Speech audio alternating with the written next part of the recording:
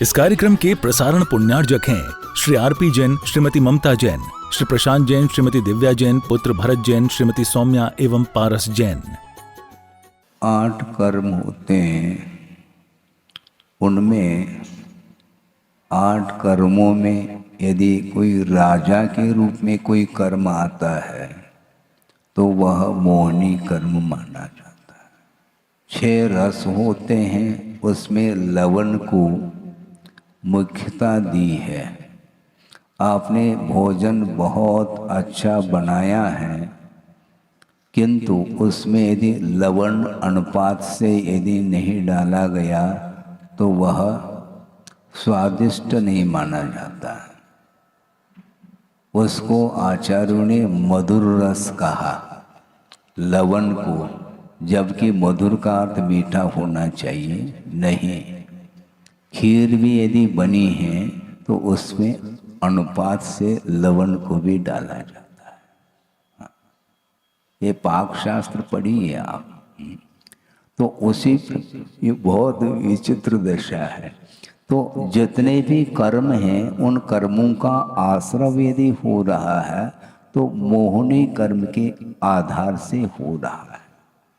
मोहनी कर्म का जहाँ तक अस्तित्व है उदय की अपेक्षा, वहाँ तक सांप्रायिक आश्रय होता है, अर्थात विशिष्ट स्थिति और अनुभव को लेकर के आश्रय होता है, जिसको सांप्रायिक आश्रय माना है।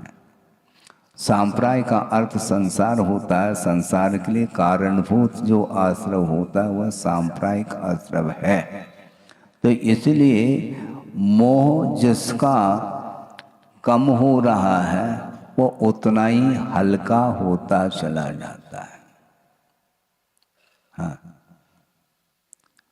और जो गैस है उसमें भी शायद अनेक प्रकार के भेद हो सकते हैं। बहुत हल्की है। हाँ, आपने गुब्बारा जिसको बोलते हैं, क्या बोलते हैं, उसमें आपने हवा भर दी और वह आकाश में सुदूर जा रहा है, बहुत हल्का है वो। वो उसी प्रकार कषाय में भी वैरायटी है, अनंतानमंदी अलग, अप्रत्याख्यानावरणी, प्रत्याख्यानावरणी, संज्वलन, ये सारे सारे कषाय की ये भेद भिन्नता को लिए हुए हैं। यहाँ तक कि आपको आश्चर्य लगेगा कि सम्यक दर्शन का तो अभाव है और कषाय की इतनी मंदता हुई है कि सम्यक दृष्टिकोण और मिथ्या दृष्टिकोण, इसका अंदाज लगाना, इसका परीक्षण करना कठिन हो जाएगा, बहुत कठिन हो जाएगा। क्योंकि कषाय इतना मंदतम हुआ है, लेकिन उसमें अनंतानंदी की वैरायटी है, तो सम्यक दर्शन को वह प्राप्त करने में अभी भी व्यवधान उपस्थित कर रहा है। क्योंकि वह सर्वघाती इसी को बोलते हैं। जिस कर्म के उदय से उसका जो गुण है प्रतिपक्षी, उसको पूर्णतः समाप्त करने की क्षमता उस कषाय में रहती है, जिसका नाम सर्वघाती। घात का अर्थ ही नष्ट करना होता है। पूर्णतः वह कषाय गुण को नष्ट करती है।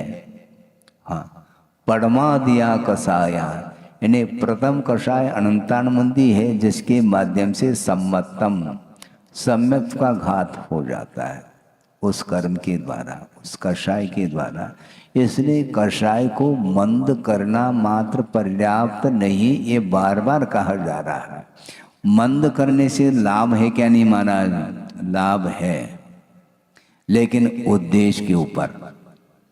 आपने बहुत पुरुषार्थ कर लिया, कषाय को मंदतम ले आए उसको, लेकिन वाय आपने क्यों किया मंद कषाय को? आप क्या चाहते हैं भाई साहब?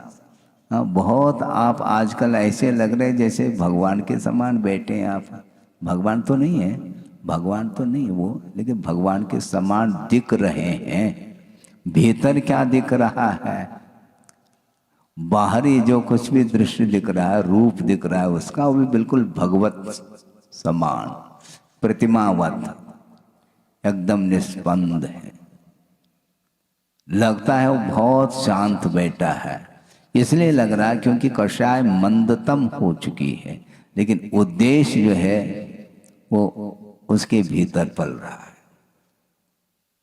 इसलिए उसका शोषण करना, उपशम करना अथवा क्षय करना अपेक्षित है। तो क्षय करने की स्थिति मंद करने से जल्दी होती है, इसलिए कषाय को मंद तो करो कम से कम।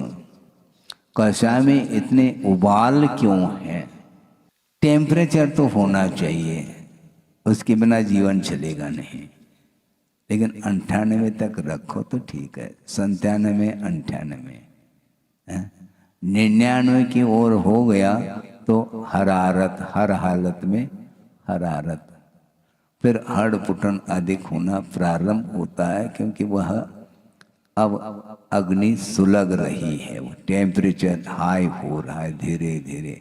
हाईएस्ट कहाँ तक पहुँचता है? 104, 105, 106, 107, हाँ हो सकता है।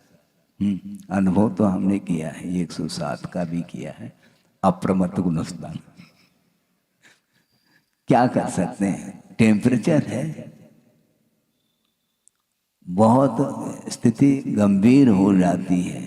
तो ये इसी प्रकार कषाय की जो तीव्रता है उसको मंदतम करने का पुरुषार्थ जो करेगा, उसके अंदर फिर वो आशाएं धीरे धीरे धीरे धीरे शांत होती चली जाती है।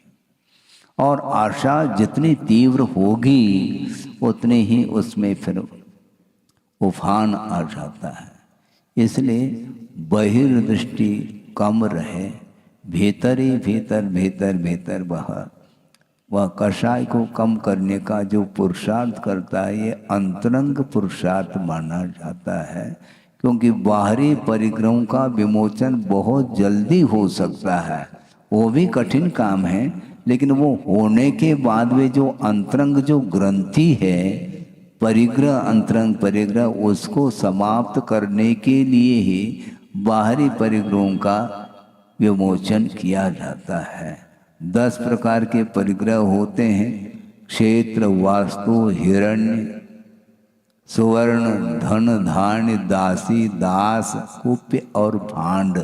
ये 10 प्रकार के बहिरंग परिग्रह हैं जो कि अपने से बिल्कुल ही पृथक हैं। इसके उपरांत भी उसके संचय में संसारी प्राणी रात दिन लगा हुआ है। पृथक होकर के भी उसके साथ वह अभेद संबंध जोड़ने का पुरुषार्थ करता है। मैं इसका स्वामी, आए तुम ही रहो भैया, कौन ले रहा है, रहो। लेकिन लास्ट में उसको यहीं छोड़ करके तुम्हें जाना है, बस। जब जाएंगे तब देखा जाए महाराज, अभी तो आनंद आ रहा है, तो लो आनंद आ रहा है विषयों में, विषयानंद लीन हो रहा है, विषयों में आनंद मान रहा है और धर्म ध्यान करना चाहता है, गलत बात है। विषयों में जिसको रस आ रहा है वह धर्म ध्यान का स्वामी नहीं हो सकता है, लिख के रखिए आप। फिर महाराज वो किसका स्वामी है? स्वामी तो है वो आर ध्यान का, रौद्र ध्यान का स्वामी होगा। हाँ, ये इसका स्वामी, स्वामी तो आप रहेंगे, हाँ, पर का स्वामी है। अपने आत्म तत्व के प्रति उसका कोई लगाव नहीं है, वह दूसरे का स्वामी बनने में उसको रस आ रहा है। मैं स्वामी हूँ और ये सेवक है, ये जो है ना, ये हमारे लिए हानिकारक है।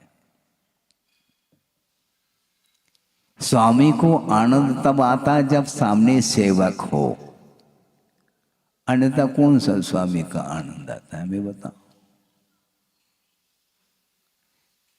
सौधर्म इंद्र को भी जो आनंद आ रहा है वह मैं सौधर्म इंद्र हूँ, ये जो हूँ की है, यही जो है ना कषाय मानी जाती है।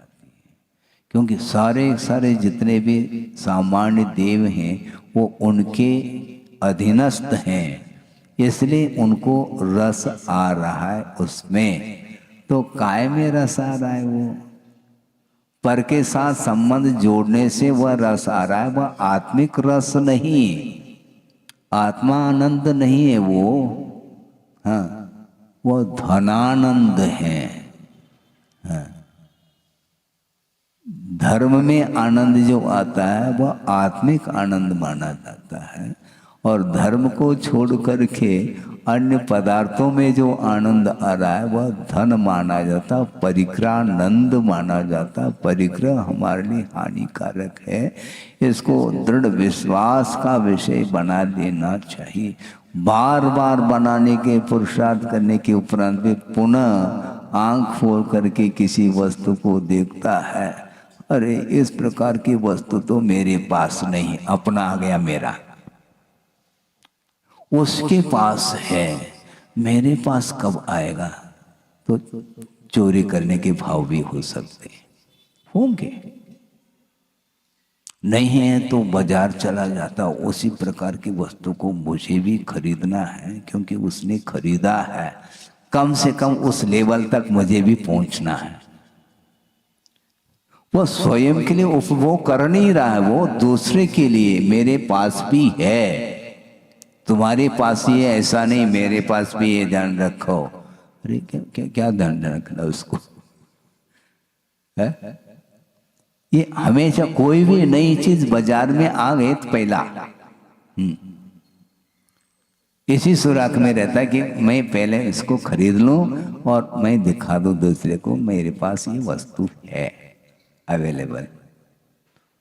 उनके पास नहीं तो चालू हो जाता वो पुनः वापस, वो सामने वाला व्यक्ति उसका ग्राफ गिर रहा है, आनंद का जो ग्राफ है वह गिर रहा है। पहले तो आनंद था, हाँ, लेकिन वो आनंद में जो कमी आई है इसको देख करके, इन्हें बाहर देखने से ही पीड़ा होती है, भीतर देखने से कोई पीड़ा इसलिए नहीं होती है, बस अपने आप को देखना है।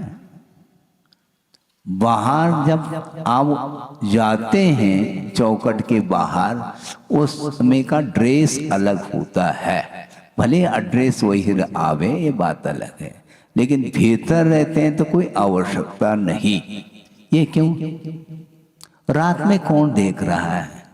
हम अपने शरीर को भी देख नहीं पा रहे हैं, तो कोई भी वस्त्र कैसा भी फटा भी पहन लो तो चल जाएगा, कोई देखने के लिए थोड़ी आ रहा है।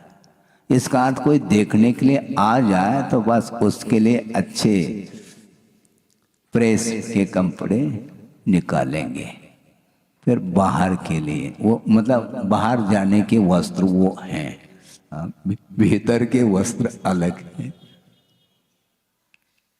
स्टेटस है इसमें, दूसरे को ये दिखाना है। खाना क्या है? खाना कुछ भी खाओ, लेकिन दिखाना है, दिखाने में कमी नहीं रहनी चाहिए। ये है, इसी को बोलते हैं दूसरे को दिखा दिखा करके वो आनंद का अनुभव करता है। यदि मान लो उसी प्रकार के ड्रेस को पहने हुए कई लोग हो तो फिर वह ड्रेस फीका लगने लग जाएगा। है? यही होता है। ये फीका क्यों लग रहा है? कोई किसी के पास ना हो तो वह फीका नहीं, वो बहुत मीठा है वो, और दूसरे के पास वही वस्तु आ गई वह फीकी हो गई। इसीलिए प्रत्येक क्रियाओं को संसारी प्राणी दूसरे के लिए कर रहा है, इसलिए वह आनंद का, आत्मानंद का अनुभव नहीं कर सकता। इसलिए आचार्य कहते हैं कि वस्तु तत्व की ओर दृष्टि तो रखो। ये सारे जो कुछ भी आनंद है ये मोहजन्य आनंद माना जाता है। इसमें स्वाधीन सुख नहीं है।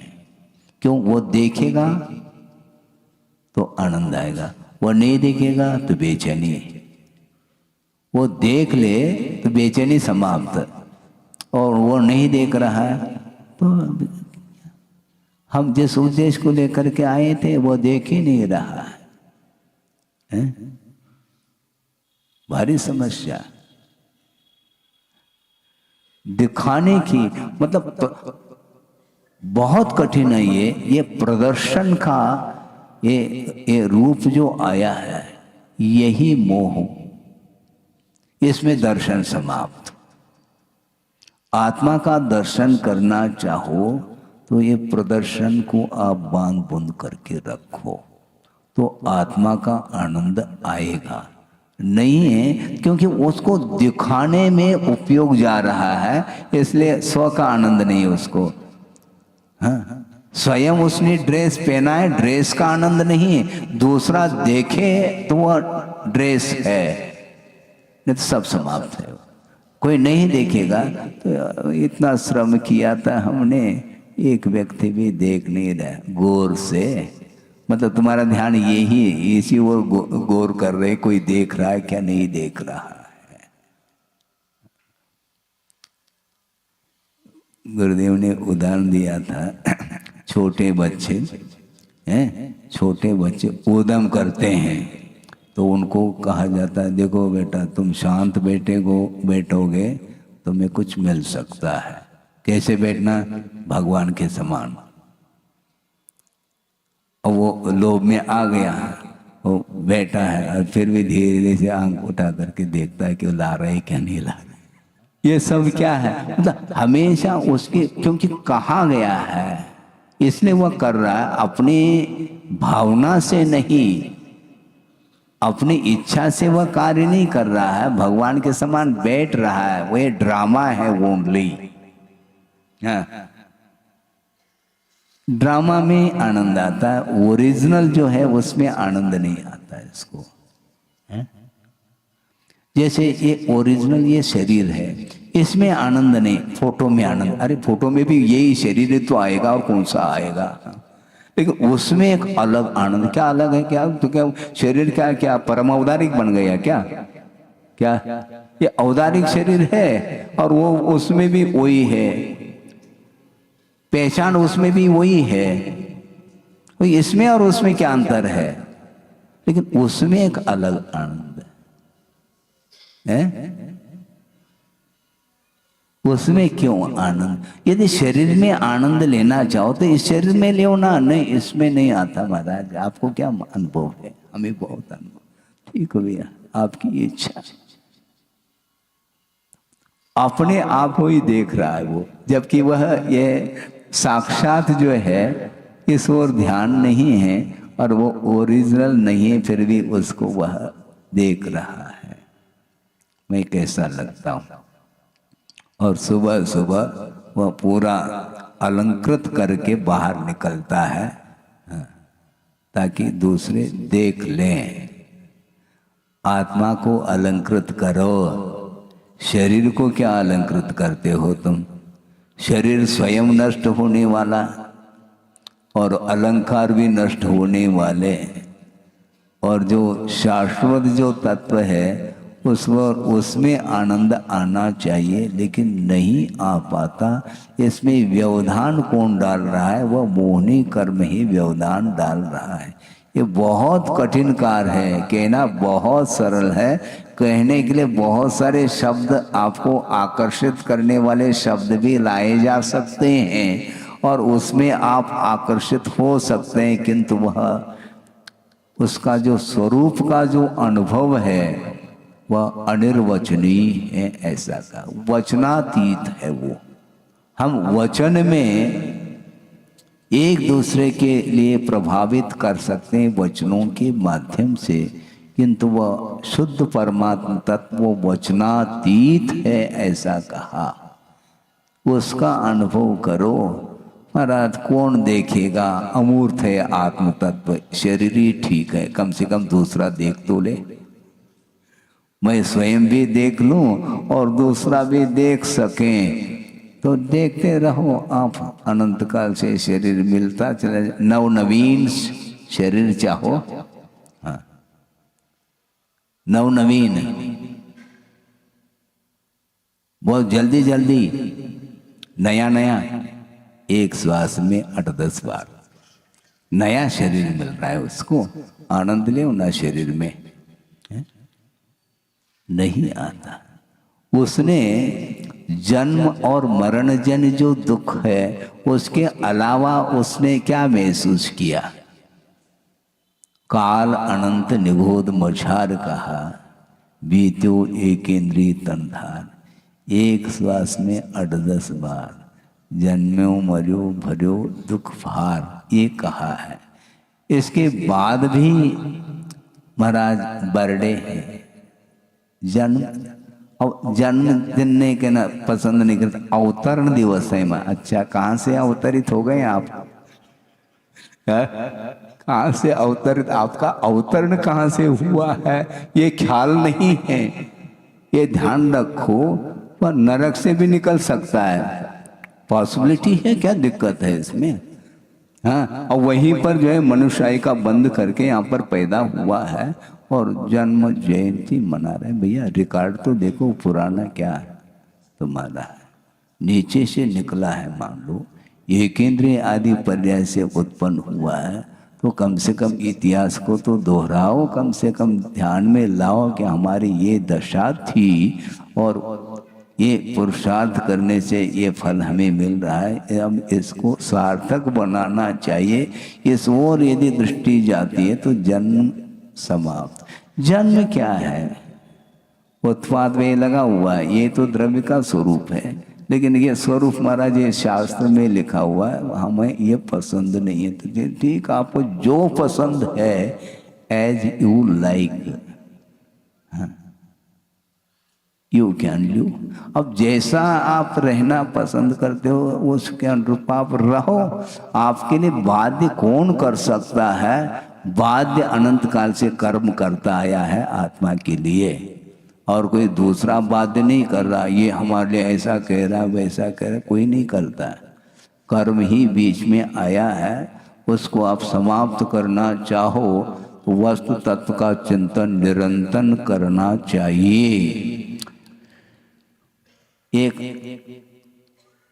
समय सार की गाथा को आपके सामने रखा जा रहा है, क्योंकि चिंतन अनुप्रेक्षा ही तो करना है ना। चाहे यह अनुप्रेक्षा यहाँ की कारिका हो चाहे वहाँ की कारिका हो, विषय अपने को समझना है। कुंद कुंद भगवान की दृष्टि अनोखी दृष्टि है और आगम के अनुरूप वो लिख रहे हैं। जो वेदादि वेदिज्यदि, जो वेदादि वेदिज्यदि समये समये विनसे उभयम तम जान गोद नानी उभय ममिन कंखई कयावी। जो वेदनी, जो वेदन कर रहा है वह भी मिट रहा है। समय समय विनसदे, प्रति समय वह मिट रहा है। कौन? वेदन करने वाला। और वेद्य वस्तु भी समय समय पर मिटती चली जा रही है। भोक्ता भी मिट रहा है और भोग्य वस्तु भी निरंतर प्रति समय मिट रही है। तो मैं किसकी आकांक्षा करूं? इसलिए निकांक्षित अंग होना चाहिए। हम इस ओर ले आएंगे। आकांक्षा किसकी करते हो? जिसकी आकांक्षा तुम कर रहे हो वह वस्तु तुम्हें मिलने वाली नहीं, क्योंकि जिस समय आकांक्षा हुई है उस समय वह वस्तु मिट गई होती है। भोजन करने की इच्छा हो गई, जिस समय इच्छा है उस समय वस्तु मिलेगी नहीं। भोजन बनाएंगे, रसोई बनाएंगे, घंटा 1.5 घंटा लगेगा उसमें, तब तक वह बनाने वाला भी मिट चुका है, क्योंकि वो प्रति समय पर्याय जो है ना मिटती चली जा रही है, और जिसको बनाया जा रहा है वही में मिटता चला जा रहा है। तो किसका मैं भोक्ता बनूं? किसका मैं स्वामी बनूं? स्वामी तुम बन नहीं सकोगे, क्योंकि भोग वस्तु मिट रही है और भोक्ता भी मिट रहा है। तो किसके प्रति स्वामित्व भाव तुम्हारा रहेगा? मैं इसका स्वामी, भूल जाओ। लेकिन मोह के कारण वह भुलाव में आ रहा है, इसलिए ऐसा हो रहा है। कोई आकांक्षा नहीं, निराकांक्ष भाव रहना चाहिए, तो अपने आप ही आनंद आएगा। किसमें से? आत्मा का आनंद यदि लेना चाहो तो बस सारे इच्छाओं को एक तरफ रखिएगा। नहीं है तो निश्चित रूप से संक्लेश हाथ लगेगा। हाँ। संक्लेश कभी विशुद्धि, कभी संक्लेश कभी विशुद्धि। विशुद्धि भी एक पर्याय है, आनंद भी एक पर्याय है। ध्यान रखो, आप आनंद की बात करते हैं, आनंद से सुनना चाहते हैं, आनंद भी एक पर्याय है। हाँ। आनंद द्रव्य नहीं, क्योंकि संवेदन जो हो रहा है वह द्रव्य का नहीं होता, पर्याय का संवेदन होता है, और पर्याय विनाशशील है। चाहे स्वाभाविक पर्याय हो चाहे वैभाविक पर्याय हो, पर्याय विनाश। अयथि गच्छति परिणमति इति पर्याय का। लहर की भांति है, वह विनाशशील है, इसलिए उस ओर जो ध्यान जा रहा है उसको डाइवर्शन देने की आवश्यकता है। गुरुदेव ने कई बार कहा स्वाध्याय के दौरान कि हमें आप लोगों को ध्यान सिखाने की कोई आवश्यकता नहीं, आप ध्यानस्थ है।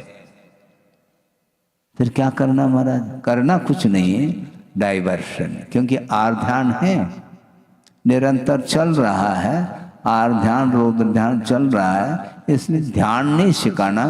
धर्म ध्यान की ओर आपकी दृष्टि बनी रहे तो ध्यान तो वही है। दूसरे की ओर ध्यान जा रहा है, उसको आप लौटाइए। आप भारत को लौटना है, आचार्य श्री कहते ना, लौट चलो। है? किधर चलना? अपने आप की ओर लौट चलो। अपन को भी वही करना है। आप अपनी भाषा में बोलो, हम अपनी भाषा में आगम के अनुरूप जो भी विषय आएगा वो हम देंगे।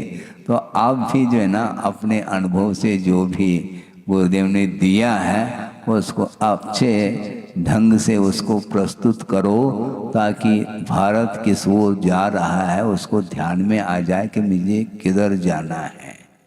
हाँ, विपरीत दिशा की ओर संसार दौड़ लगा रहा है, उसको लौटाना चाहिए। तो लौटाने का अर्थ क्या? लौटा दो, हाथ में लौटा नहीं देना, लौटा दो, लौटा दो उसको, इन्हें उसको, नहीं तो लौटा दिया हाथ में, ऐसा नहीं, उसको लौटाना चाहिए, बैक हो जाए वो। उसकी दृष्टि विपरीत थी, उसको समीचीन मार्ग उसको मिल जाए, सन्मार्ग मिल जाए, इस प्रकार का प्रयास हमें करना है। हम प्रयास इसलिए कह रहे हैं क्योंकि कहने मात्र से वह कार्य नहीं होता है। जो करना चाहता है उसके लिए कहा जा सकता है, बाकी जिसको करना ही नहीं, अपने अनुरूप ही करना है, तो उसके लिए शब्द किसी काम के नहीं रहेंगे। हम कितने भी साहित्यिक शब्दों का प्रयोग कर लें, किंतु सामने वाले को यदि मान लो वह विषय रुच नहीं रहा है तो क्या होगा? फिर कुछ नहीं होना है। इसलिए कर्तव्य करो, आगे बढ़ो, ये कहा गया। कर्तुम योग्यम कर्तव्यम, करने योग्य जो होता है वह कर्तव्य माना जाता है, और ये न कृतम सकृतकृत्य है। करने योग्य कार्य को जिसने कर लिया वह कृतकृत्य हो गया, ऐसा कहा है। कई लोग कहते हैं महाराज बहुत कष्ट का अनुभव किया इन दिनों में, काफी दिन से, अब थोड़ा हल्का महसूस हो रहा है। क्यों महाराज? मैं कृतकृत्य हो गया। अच्छा, भगवान बन गए क्या? भगवान नहीं महाराज, हम कृतकृत्य हो गए क्योंकि संबंध करना था, काफी समय से उलझा हुआ था, और कन्या की शादी हो गई, अब कृतकृत्य हो गया, हल्का हो गया। अच्छा, ये को संसार में प्रवेश करा करके तुम हल्का महसूस करते हो, ये क्या है? ये मामला क्या है?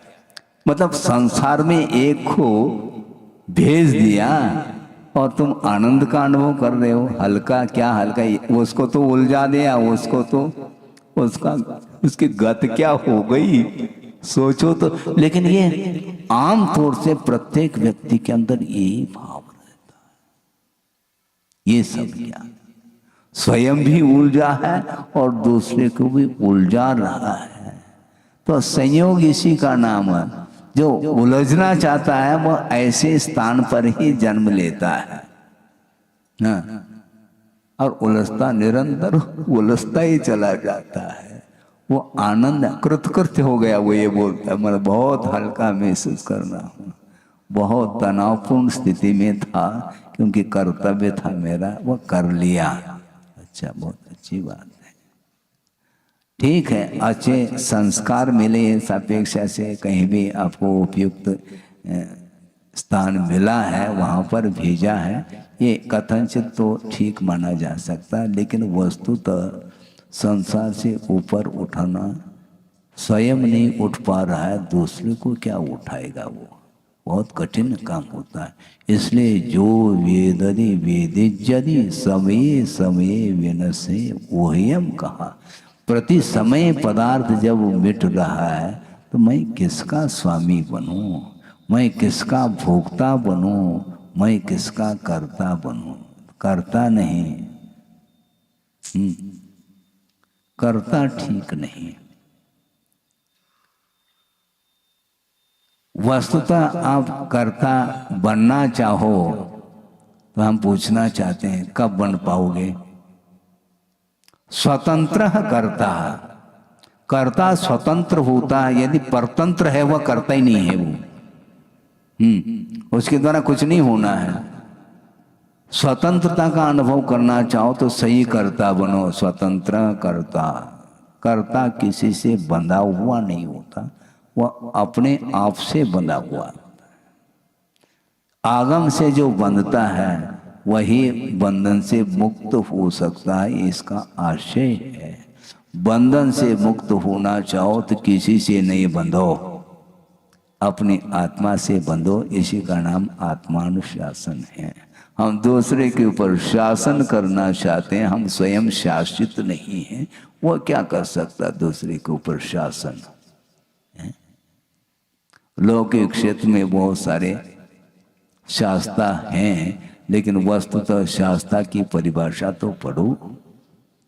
कोई अपना कोई स्वार्थ नहीं, परमार्थ की दृष्टि से यदि मान लो वह दिशा बोध दे रहा है तो वस्तुतः वही शास्ता माना जाता है। और भगवान के अलावा कौन होंगे शास्ता? और भगवान के अनुरूप जो चल रहे हैं आचार्य आदि, वे ही शास्ता हो सकते हैं हम लोगों के लिए।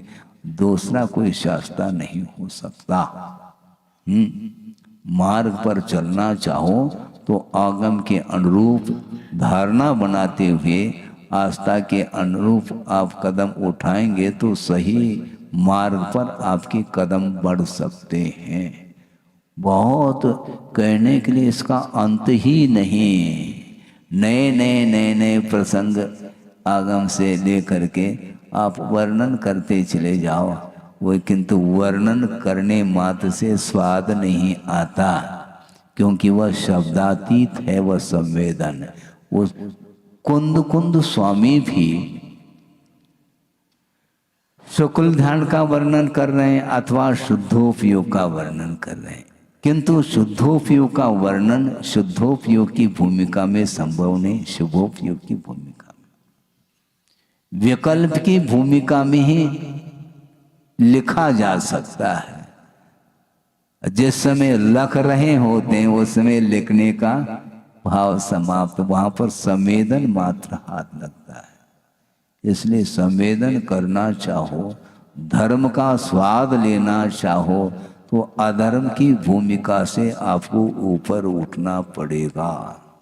महाराज अभी भी हम अधर्म से ऊपर नहीं उठे हैं क्या? ये मेरा विषय नहीं। यदि उठे हैं तो अच्छी बात है, नहीं उठे हैं तो उठने का पुरुषार्थ तो आपको करना है। हाँ, क्योंकि धर्म परिभाषा से बंध नहीं सकता। परिभाषा से बांधना चाहो तो शब्दों के माध्यम से आप बांध सकते हैं। अच्छी साहित्यिक शब्द के द्वारा धर्म की परिभाषा बन सकती है, किंतु परिभाषा मात्र धर्म नहीं, क्योंकि वह परिभाषा शब्द है, वह वाचक है, वाच्य नहीं है वो। इस कार्यक्रम के प्रसारण पुण्यार्जक हैं श्री आरपी जैन, श्रीमती ममता जैन, श्री प्रशांत जैन, श्रीमती दिव्या जैन, पुत्र भरत जैन, श्रीमती सौम्या एवं पारस जैन।